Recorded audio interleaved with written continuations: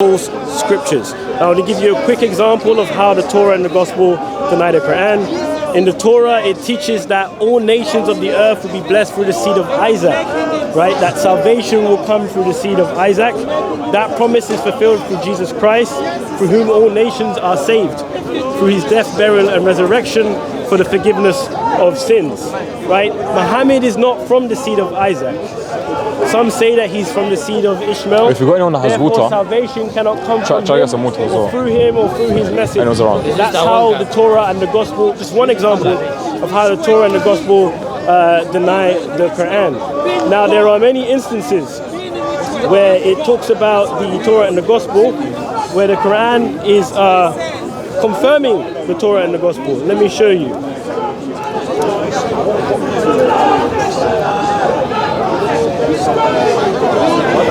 So, give me a second.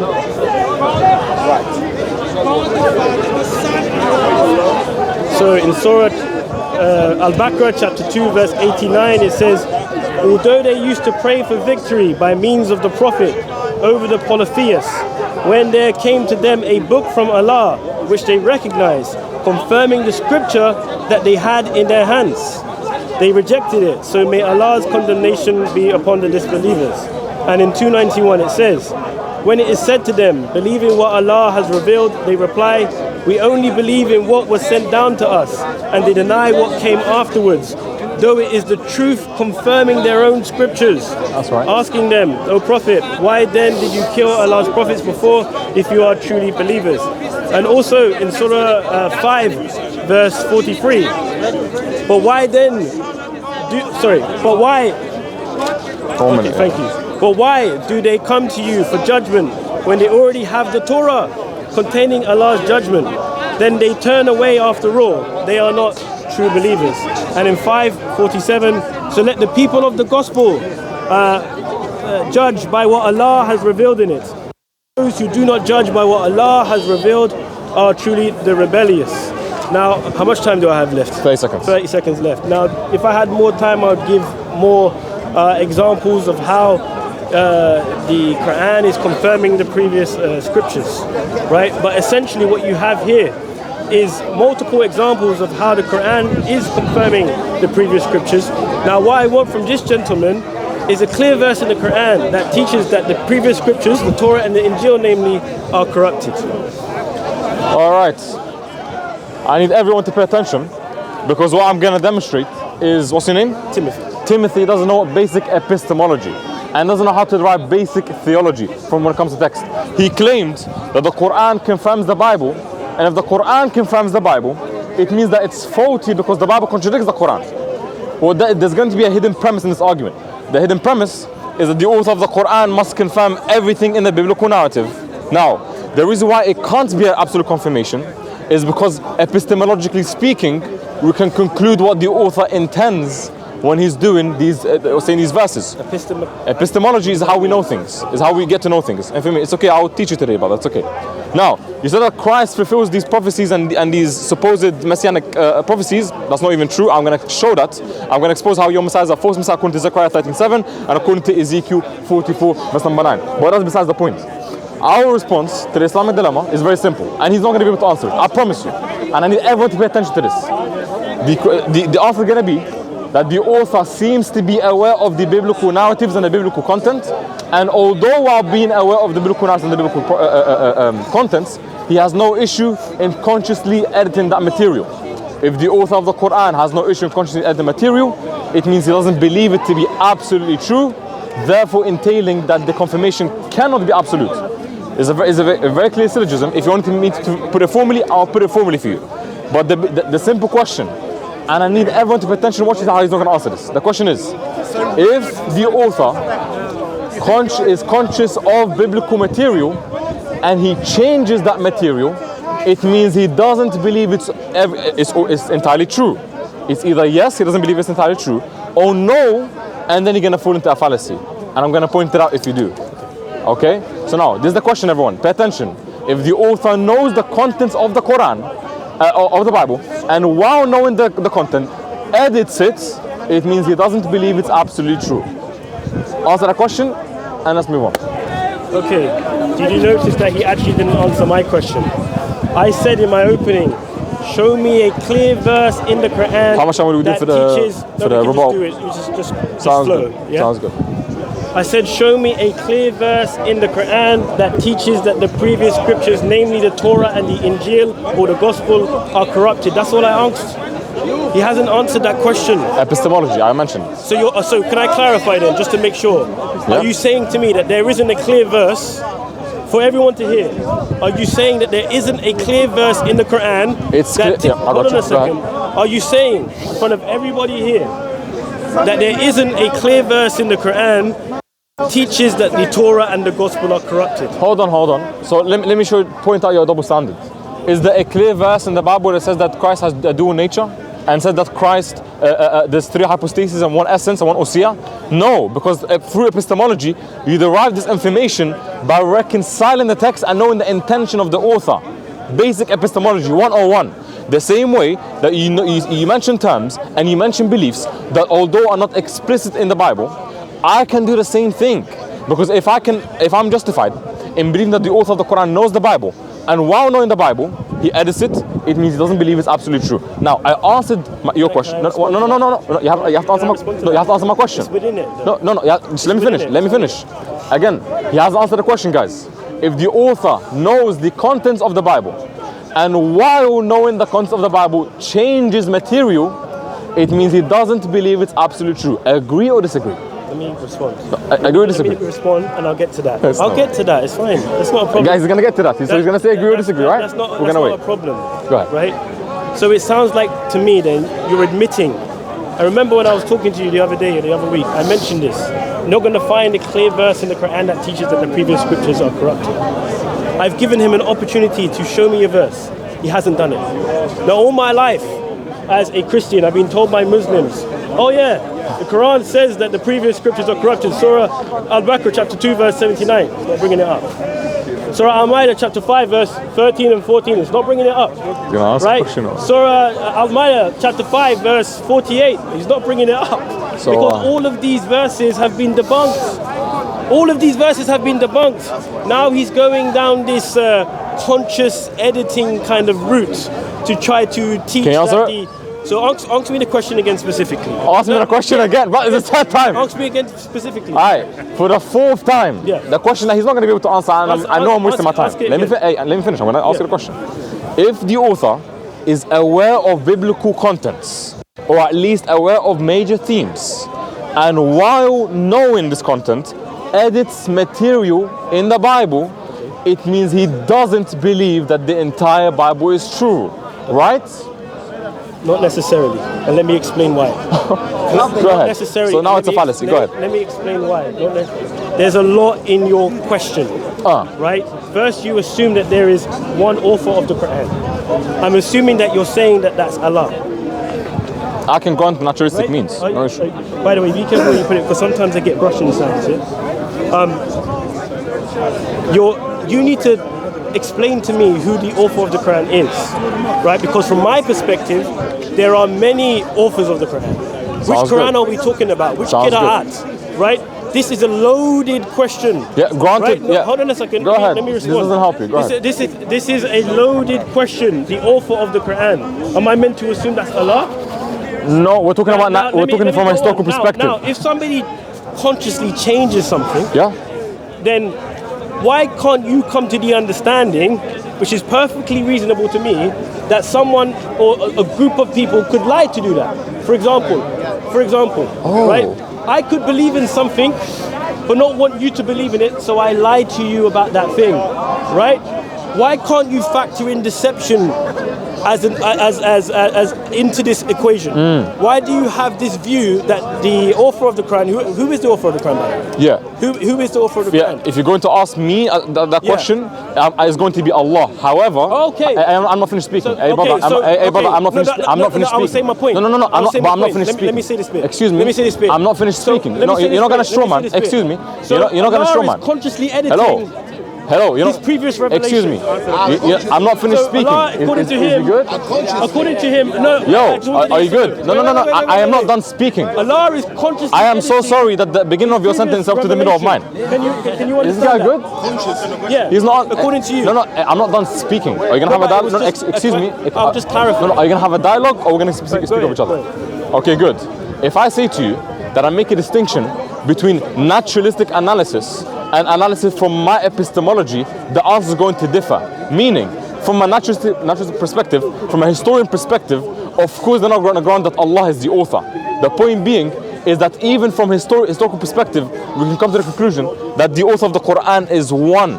Now that could be Muhammad, it could be someone else. The point being is that whoever that author is, and I know you're struggling, it's okay. I'm not struggling. Excuse me, I'm not done speaking. Hello? Is he good? Hey brother, are you good? I'm not done speaking. I'm not done speaking. Now you appeal to deception, let me finish. He appealed to deception and he said, hey, the author, although he knows it's true, is appealing to the mass to deceive them. So now, are you telling me that the author wants the audience to believe that not all the scripture is true? Is that what you're telling me? I'll tell you what I'm telling you. Answer yes or no? Let me tell you. Yes or no? Let me tell you what I'm telling you. You never answer question.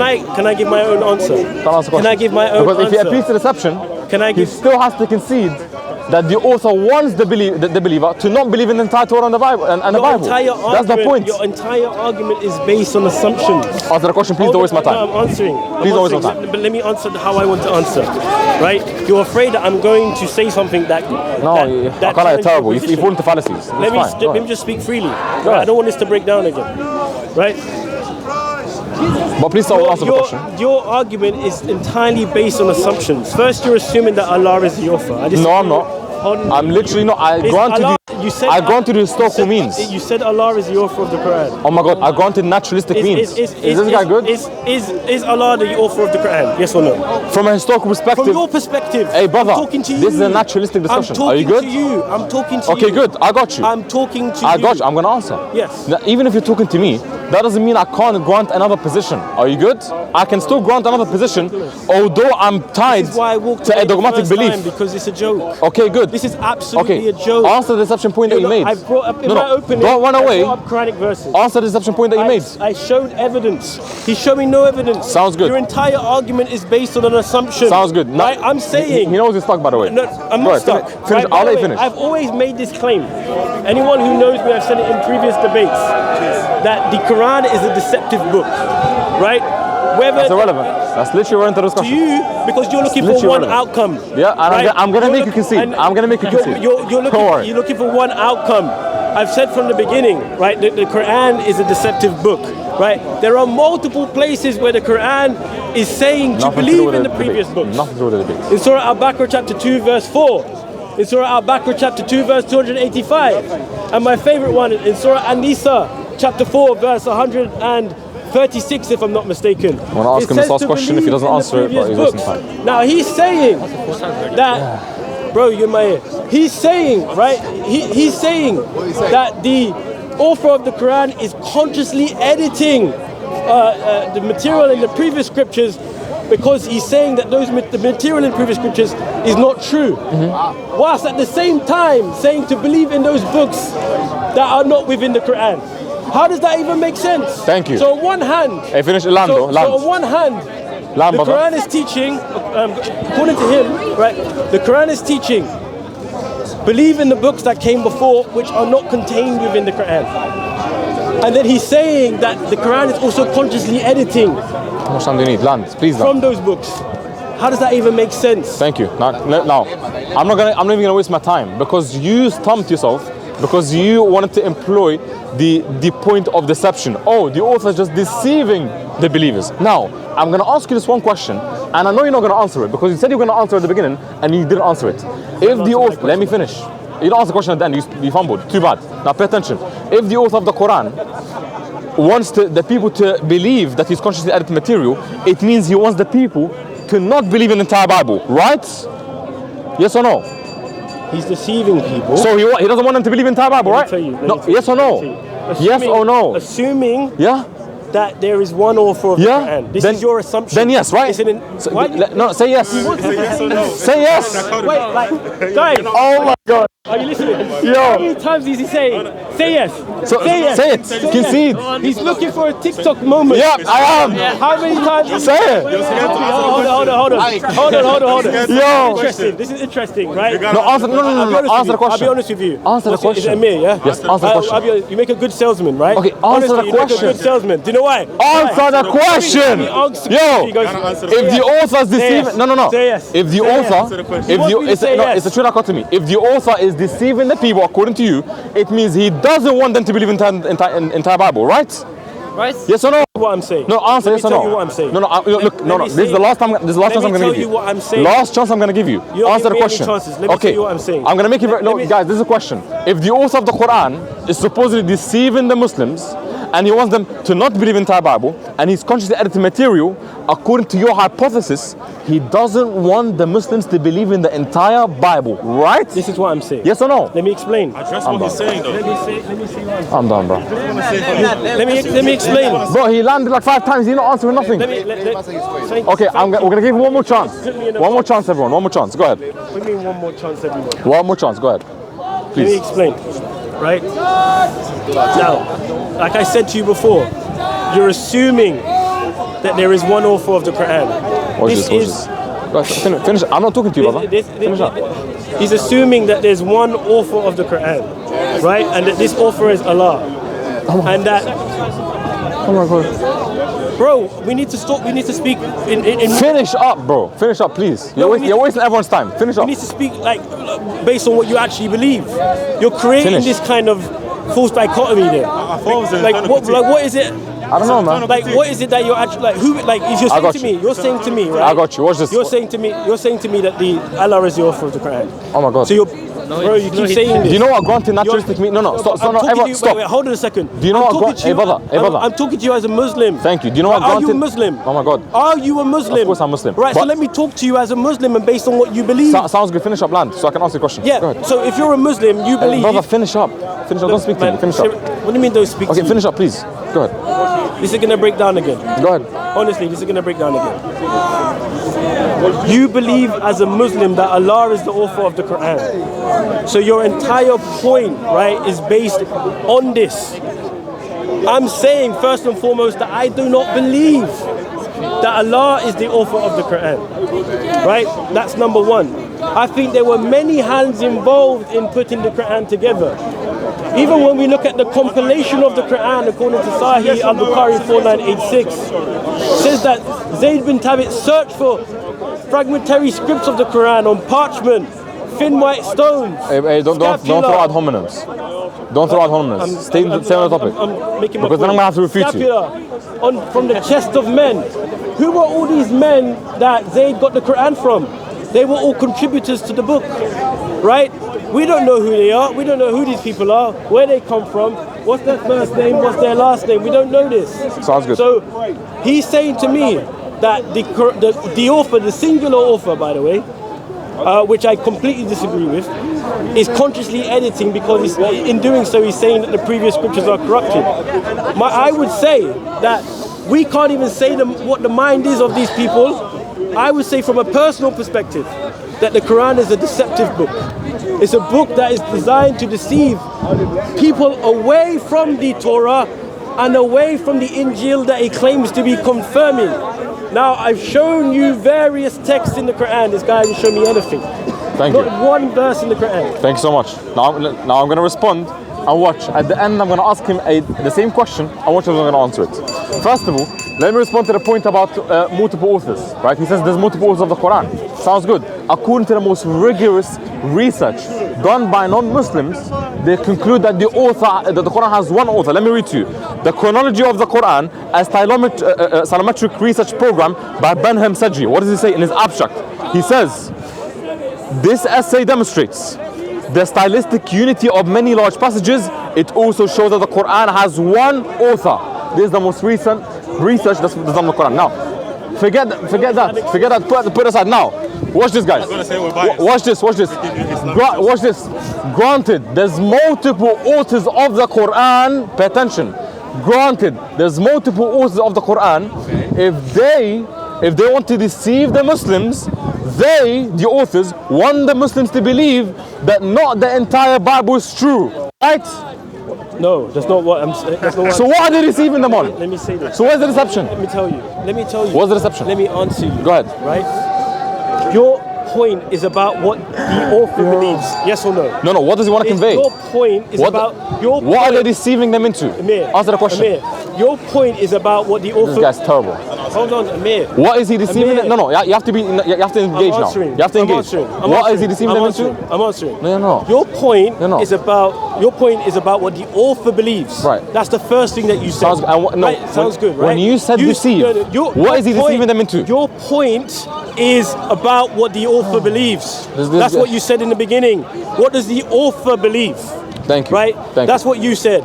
Now, I can say that the author's intentions are to deceive people. Into what? Into not following the Torah. And Thank you. That's not a concession. Thank you. That's not a concession. So he doesn't want the Muslims to believe in the Bible. Deception. Thank you. That's what I'm saying. Now, what he was saying. That's a concession, bro. I don't know why he's laughing. Let me explain. Hey brother. Hey brother. You're not gonna shake my hand? Oh, not on that. It's GG's. It's game over. It's game over. Let me tell you why. It's game over. Let me tell you why. Oh yeah, Christian dilemma, yeah. Let me tell you why. Finish off. Bro, let me explain. You gotta let me at least respond. Conceded. Let me explain.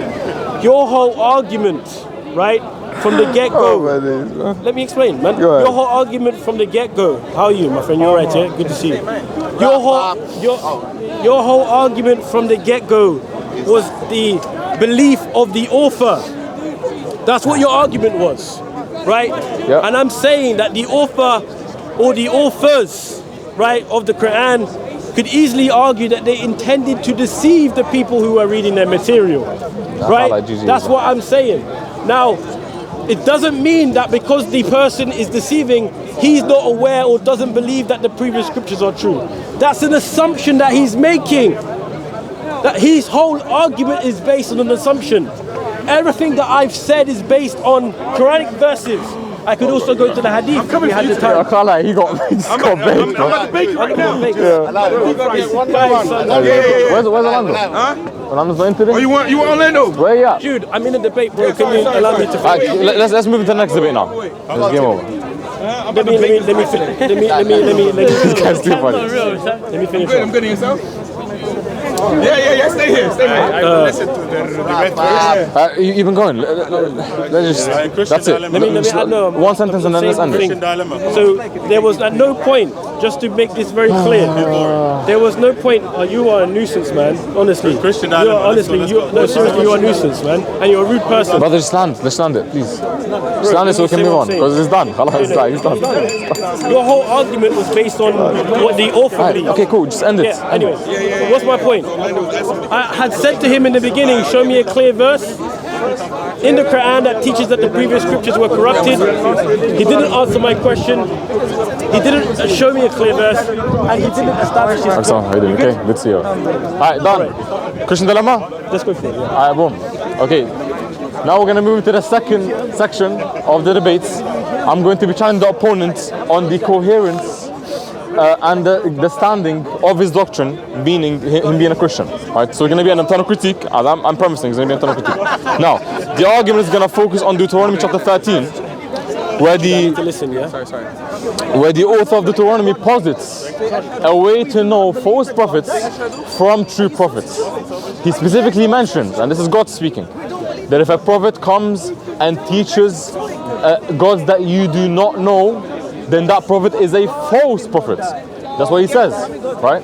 So according to that criteria, if Christ was preaching to the Jews a God that they didn't know, it means that Christ, according to his own standard, is a false prophet. Now, my fellow friend here believes that Christ was going around preaching a Trinity. He was going around preaching a triune being, the Father, the Son, and the Holy Spirit. Okay? Now, is that what the Jews historically believed? Now, there's only a few ways to get around this. He can either appeal to the text of the Old Testament to show what the Jews believed, but that's not going to help him, because the very thing in question is what the Jews believed while reading the Torah. So if we can't demonstrate a single Jewish group before Christ who did believe in a triune or a multi-personal being, it means that according to his own standard, Christ is preaching a false God. Not only that, I can even posit the opposite, that the Old Testament teaches a unipersonal being. Because according to Nehemiah 9:6, Nehemiah is addressing God and he says, you alone are Yahweh. So he uses personal pronouns, personal single pronouns, to refer to a person, and he said that a person is alone Yahweh, and that person is actually identified as the Father by Paul in Romans chapter 3, verse number 7 to 24. So now, this is simple arguments. If Christ teaches a God that the Jews didn't know, Christ is a false prophet. It is the case that Christ taught a God that the Jews didn't know, therefore Christ is a false prophet. Please. Say that again slowly.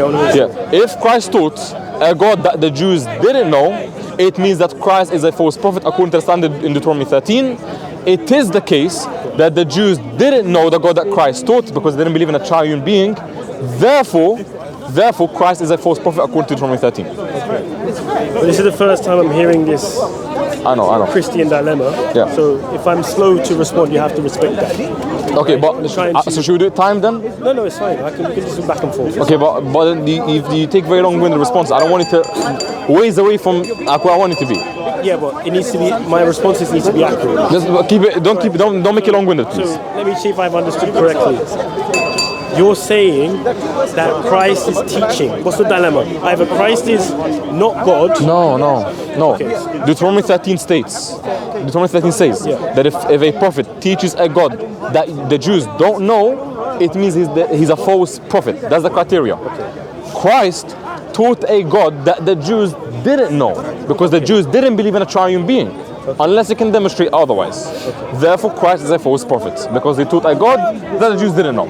Okay, I see what you're saying. But I would argue that Christ, I would argue even from the Old Testament, right? If we look at Genesis chapter 18 and Genesis chapter 19 in particular. In Genesis chapter 19 and verse 24, it says the following. It says, then the Lord rained down sulfur and fire on Sodom and Gomorrah from the Lord out of the heavens. In other words, Yahweh rained down sulfur and fire on Sodom and Gomorrah from the Yahweh out of the heavens. So there is a Yahweh on earth and there is a Yahweh in the heavens. Okay. Right? This is in the Torah. This is in Genesis chapter 19. Sounds good. Now, where this comes from is actually in Genesis chapter 18, where it says that 3 men appeared to Abraham. One of them actually being Yahweh and 2 of them being angels. Okay. When they stay with Abraham for a little while, then the 2 men depart and go to Sodom, which is mentioned in the beginning of chapter 19 actually, where it says the 2 angels came. And the 3rd man remains with Abraham, communicating with him. And then later, that 3rd man, who's Yahweh, is found in Genesis 19:24 to go down to Sodom and Gomorrah and then to rain down fire and brimstone upon them. So we have evidence there, and Jewish people, Messianic Jews, believe that's God in the flesh. They don't dispute that. They don't have that. Sounds good. I got you. You understand what I'm saying? I got you. Okay. Now, guys, the response that he gave is that he appealed to the very text in question. The text in question is whether or not the Old Testament teaches a tri-personal being. Now, what he doesn't understand is that I'm making a good argument from silence. A good argument from silence. That if it was the case that Genesis 18 and Genesis 17 were teaching a tri-personal being, we would expect Jews prior to Christ to affirm that belief. Since Jews prior to Christ don't affirm that belief, I can make a good argument from silence that that's not the correct interpretation of their text. And also, let me finish. That actually, and even on top of that, you go into Genesis 17 and 18 doesn't answer the objection, because the objection and the criteria given in Deuteronomy 13 is what the Jews know what the text says. So you have to show me that the Jews knew and worshipped a triune being, not that your interpretation of Genesis 17 entails a multi-personal being. So now the question is very clear. I'm going to make it very clear. I'm not done. I'm not done. I'm going to ask the questions that way you're held into it. Right? The question is there any Jews prior to Christ that did believe in a multi-personal being outside from the text itself in question. Can you answer that, please? Absolutely yes. Give me the reference. I just gave you one reference, Genesis. That's the very thing in question. Hold on, oh my God. Hold on. That's the very thing in question. That's what I brought up. Okay, who read it and believed in a multi-personal being? Let me speak now. Right? Oh my God. Bro, you have to let me speak. No, you're not answering the question. I'm not asking if the Old Testament teaches it. I'm asking who read the Old Testament and from it derived it. What did you just say? I'm not asking if the Old Testament taught it. So you accepted the Old Testament taught it? Brother, wait, no, that's not what I'm saying. Okay, so what are you saying? I'm saying who read the Old Testament from the Jews before Christ and came to the conclusion that you came to. Okay, so that sounds like you accept that conclusion. No, I don't have to accept or deny. I'm asking for evidence. Let me give you. Do you have a group of Jews or not? Let me give you evidence. Of Jews? Bro. Of Jews? Can I explain? You're so man in the question. I'm not asking if the text says it. I'm asking who read the text and came to the conclusion. Okay, so how do you know the Jews in the time of Christ didn't have this understanding? No, before the time of Christ. Or at this time of Christ, or even before? Yeah, how do you know? There's no evidence for it. So what's your evidence that there's no evidence for it? Oh my God. Oh my God. Yo, tell me. Wait, this guy just said, wait. What is your evidence? This guy just said, what's your evidence that there is no evidence? Brother, the whole point. You're making a point. The whole point is that absence of evidence entails that the Jews didn't believe it. We don't have any evidence. Do you have any evidence that the Jews believe it? I'm going through the scriptures. Oh my, the scriptures not. Oh my God. So I can't use the scriptures. Wait, the script. Have you noticed the theme in his argumentation? Have you noticed the theme in his argumentation? The scripture is not the thing in question. I can't use the scriptures. Hello. When it comes to the Bible, I can't use the scriptures. My argument. Oh my God. The scriptures. My argument doesn't rely. Hold on a second. Oh, you're terrible. You're terrible. Go ahead. Actually, I'm using the scriptures to show why Jews at the time would have believed in God in being multiple persons. I'm showing you that. Genesis 19:24 is one of my evidences. Okay, finish up because I'm gonna ask this question. Genesis 19:24 is one of my evidences. You can't dismiss that. Sounds good. Thank you. So I have one question. I'm done. Okay, one question. Is there a single Jew who read that passage in Genesis before Christ and came to the conclusion of a triune being? Yes or no? I would argue yes. Give me a one. How can I tell you their names? Oh, no. So you don't have any. How can I tell you their names? Okay. How can I tell you their names? Name me a group. Name me a group. Who? Jews, I would say this. Who? I would say this. The entire nation of the Jews. Prove it, please. I'm showing you for the text. Prove it. I'm showing you the for text. The text is the thing in question. Are you good? I am good. Okay. The thing in question, the premise in question is whether or not the text teaches that. Now, I said I'm making a good argument from silence. Let me finish. Would you agree that if the text clearly teaches it, we would expect Jews to hold that doctrine and reflect that doctrine outside the text? Yes or no? Let me tell you this. Answer yes or no. Let me tell you this. Let me tell you this, God. right? You gotta let me answer the way I want Answer the questions. Everything is a yes or no with you. It is, because it's a true dichotomy. Let me answer my way. Is me saying this or no bad? Let me answer my way. No. You have to answer yes or no. Let me answer my way. You have to answer yes or no. You're not my boss. You have to. It's a debate. TikTok channel. No, it's a debate. I have to hold you down to the question. I'm answering. Is it yes or no? I'm answering. So if you answer anything other than yes or no, then you're not answering. I'm answering. You're struggling. I'm not struggling. You are struggling. I'm not struggling. Go ahead. You're not allowing me to speak freely, right? It's a true dichotomy. Essentially, what you're asking for is evidence. Oh Lord. Essentially, what you're asking for is evidence of what the Jews believed. Yes. Right, and I'm showing you. That's the thing in question in the text. I just want to be able to flow, man. No. You being able to flow is other words saying you don't want to answer. I'm actually getting. I tried to propose 2 minutes, but he don't want it. Yeah, let me just say what I need to say. Deal with it. Let me just say what I need to say. Right? Go ahead. I'm going. Thank you. But he's not answering, so I have to hold him down. I have to. Even he's telling you to let me speak, man. Go ahead, finish. Come on. You're talking about what the Jews believed. The best way to know what the Jews believed is to go to their texts, to go to their scriptures, to see what they actually believed. I'm doing that. I've gone to Genesis chapter 18, but I touched upon it. I went to 19:24. It says Yahweh on earth called upon Yahweh in heaven. In some translation it says Hashem called upon Hashem, or Hashem rained down fire. It says, then the Lord rained down sulfur and fire on Sodom and Gomorrah from the Lord out of heavens. I want your boss. There's a Lord on earth, is and there's a Lord in the heavens. Your boss is here. This is in the Torah. This is in the first he's book. Always here. Right? We have other texts that we can talk about. He's in heaven or what? Brother, I'm having a debate. There's other texts as well that we have that I can show him. I don't think he's going to accept it though. there's a multiplicity of texts that will prove the Trinity in the Old Testament. He doesn't want to go there. All he wants to do is argue from silence. We're going to declare him soon. That's it. Soon. He says he's going to declare me soon, so he obviously hasn't declared me yet. He's not confident. He's not confident. Hey. Wait, if you fake it, so why did he say he'll declare me soon then? So even he doesn't believe. The two declarations. That's it. He doesn't believe that he's declared. He's admitted it himself. Are you done? Okay, good.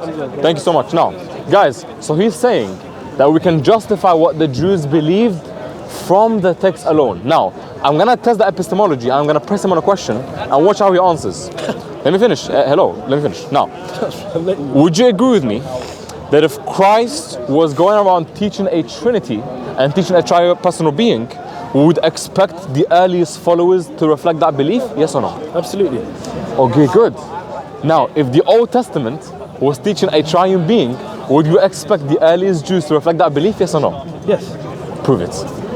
Through the scripture. No. Wait, the earliest followers, when it comes to the earliest followers, do you justify their belief in the Trinity? For example, the church fathers. When I want to know what the church, do I go to the Bible? Okay, so now you're throwing in a lot. Answer the question. Now you're throwing in a lot, though. It's a symmetry. It's a clear symmetry. Now you're throwing in a multitude of things. No. I'm sticking with the text. Okay. No, you're stuck. No. That's why you're going church fathers. When it comes to the church fathers, how do you know what they believe? That's why you're going to the church fathers. Answer the question. When it comes to the church fathers, how do you know what they believe? I'm not talking about the church fathers. Do you go to the Bible? I'm talking about the scriptures. Oh my God. I'm going back. Brother. Don't say, oh my God. Do you know what a good argument? Don't say, oh my God. Do you know what a good? No. Now you go to church fathers. Do you know what a good argument from silence is? You've introduced church fathers. Do you know what a good argument from silence is? Prove your point in the Bible. Oh God. That's why you've introduced church fathers. Do you know what a good? Stick to the Bible. Stick to the Bible. My argument didn't involve the Bible. It did. It didn't. It did. Think about what the Jews believe. Yeah. Their book is the Bible. The very thing in question book is the Bible. Okay. Their book is outside the Bible. Watch this. The Torah. Outside the Bible. Anyone who read the Bible, the Torah, and we have to know who we're talking about. Answer the question. The Jews. We have to know who we're talking about. The Jews. Okay. Let me finish. Who are given the Let me finish. Outside the Bible, who read the text? Because the text is the very thing in question. Yeah. That's what we're examining.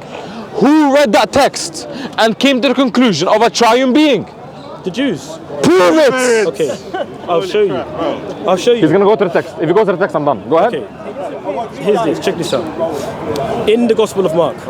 Yeah. Oh no. I can't go to the text. Hey, look. Let's end on good faith because I can't even go to my own scriptures to prove a point. GG's. You heard what he said. It's a good argument from silence. Please learn epistemology. Please learn epistemology, bro. Oh my days. Stay here. Where's Orlando, man? Stay here. Stay here. Let him wrap up and then stay here. Or do you want to debate? Don't worry. Let me wrap up. Let him wrap up. I'm about to listen. I'm about to let him wrap up and then we go at it. Yeah. Where's the eternal Quran? Where's the eternal Quran? Where's the what? Eternal Quran? Yeah, we'll get there too. Yeah, we'll get there too. You have to tell me the topic though. You can't just like. Oh no, don't worry. You don't have to give me the evidence. Give me the. Don't worry. Or what if I say no? You're always gonna say no. But no, I don't. We're not on TikTok. I spoke we with are you. not on TikTok. Number 2 baker today. Yeah, stay here. I want you to stay here too. Yes, finish. We got him on the Christian dilemma. Stay here. Come. Don't run away. We're not on TikTok. No, I'm running from you. Yeah, see? Already. Done, yeah? We're gonna cut and paste that. The Jewish scriptures. Stay right Okay, tell me the topic. I don't want to waste my time. Muhammad sitting on Allah's throne. I can't use any of Look. Do you want to count? Dude. Let's talk about it right now. Come. No. He's running. Let's talk about the most important. Stay right here. How many guards, man? How many guards? Stay right here. How many guards? If you debate him, I'll debate you. Yo, how many guards, man? You don't want to talk to him? No, he's bringing up some.